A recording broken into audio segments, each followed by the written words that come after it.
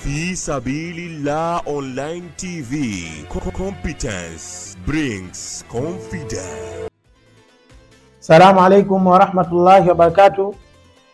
Ndugu zangu na vipenzi wa chaneli yetu, tupo katika muendelezo wa vipindi vyetu na kupeana faida mbalimbali juu ya kuweza kujinasua na kuweza kufikia malengo bihurmatillahi subhanahu wa ta'ala. Tunakukumbusha usiache kusubscribe chaneli yetu, kulike na kucomment ili tuweze kuandaa vitu vilivyokuwa bora na tuweze kunufaika. Darasa yetu ya leo tutaangalia namna ya kutengeneza mvuto katika mwili wako, lakini pia kujitengenezea uimara katika mwili wako na mambo yako ili tuweze kufanikiwa bihurmatillahi subhanahu wa ta'ala. Kwa sababu kila penye neema lazima pafanyiwe husda. Na Mtume sallallahu alaihi wasallam anasema ista'inu ala injai alhawaij bilkitimani fa inna kulla dhi ni'ma mahsudu. Takeni msaada wa kufanikiwa mambo yenu tena bilkitimani, kwa kificho, kwa sababu fa inna kulla dhi ni'ma mahsudu, kwa sababu kila mwenye kujaliwa neema ni mwenye kufanyiwa husda. Sasa lazima tujiweke vizuri miili yetu, tuweke vizuri mipango yetu ili tuweze kufikia malengo ya juu. Na moja kwa moja niingie katika darasa yetu ya leo. Darasa yetu hii ya leo naomba uwe makini na uweze kunukuu haya mambo ya msingi ili uweze kuifanyia kazi. Tunatengeneza mvuto katika biashara zetu, katika miili yetu ili tuweze kupata vilivyokuwa bora. Kitu cha kwanza, kisomo hichi kitapendeza ufanye usiku wa siku ya Alhamis, kwa maana kuamkia siku ya Ijumaa. Na kisomo hichi kitapendeza kiende zile siku mutawaliyati, siku zitakazofuatana. Yani kwa maana kama utakianza usiku wa Alhamis, Ijumaa, Jumamosi, Jumapili, Jumatatu, Jumanne na usiku wa Jumatano, kwa maana siku 7 mfululizo. Na ndani ya siku hizi unazofanya kisomo, basi jitahidi usile vyakula vyenye roho, kwa maana samaki, nyama, hivi vyakula siku hiyo jitahidi kwa masiku haya 7 usipate kula chakula cha namna hii. Mayai, hivi vyakula epukana navyo. Lakini pia kisomo hichi utakifanya usiku, tunasema ile jaufi laili. Kisomo hichi ukikianza saa 8 usiku itakuwa ni bora zaidi. Na uhakikishe sehemu utakayofanya kisomo hicho uwe wewe peke yako, kwa sababu kisije kikawaletea athari watu wengine. Na sehemu utakayofanyia kisomo iwe na dhafatun, iwe ni sehemu safi, lakini pia sehemu hiyo kusiwe na mwanga zaidi ya mwanga wa mishumaa, ambayo tutakuelekeza katika utaratibu huu bora utakaoweza kuufanya. Kwanza ipatikane mishumaa 5, upate mshumaa mweupe, upate wa njano, upate mweusi, wa kijani na mwekundu.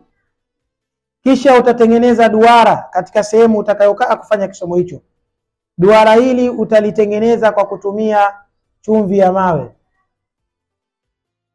Kisha duara hili baada ya kuichora utachola na mchoro wa nyota, ambao utakuwa na pembe 5 za nyota, ambayo katika kila pembe moja utaweka mshumaa mmoja. Kisha utaiwasha mshumaa hii, na katika kisomo chako upate kigoda ambacho utakiweka katikati ya mchoro huu. Na kisha upate mafuta ya kunukia ya manukato ya aina 5 ama 7. Kwa maana kama utapata Gift of Zanzibar, Binti Sudan, kama utapata miski ya maji, miski ya mafuta, miski ya maziwa, miski nyekundu na ipo miski nyeupe.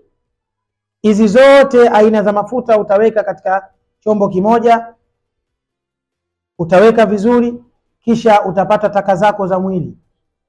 Ipatikane nywele zako za utosi, ipatikane nywele zako za makwapani za sehemu ya siri, ipatikane kucha pamoja na mate.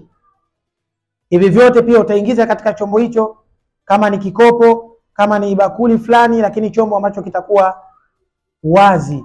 Utaweka hivi vitu vyote kwa pamoja na manukato haya utayaweka vizuri. Kisha utaelekea kibla na utasoma suratul Waqi'a. utasoma suratul Waqi'a 14, na baada ya hapo utasoma aya ya 27 ya surati Yasin. Kisomo hichi kifanywe kwa urefu sana. Utafanya kisomo hichi masiku yote 7. Kwa maana utafanya kisomo hichi kwa nguvu. Ikiwezekana fanya kisomo hichi mpaka uhisi mdomo unataka kuuma.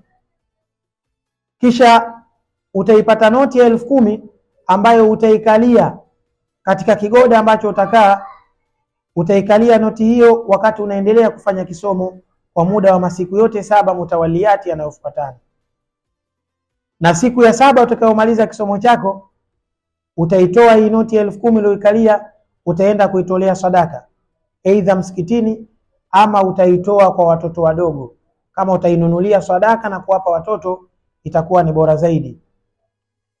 Na ile siku ya mwisho baada ya kumaliza kisomo utafanya dua yoyote ambayo unaifahamu, na utatiania ya kumuomba Allah tabaraka wa taala akupe nuru katika biashara zako, akupe ulinzi katika mwili wako, akupe mvuto bihurmatillahi subhanahu wa ta'ala.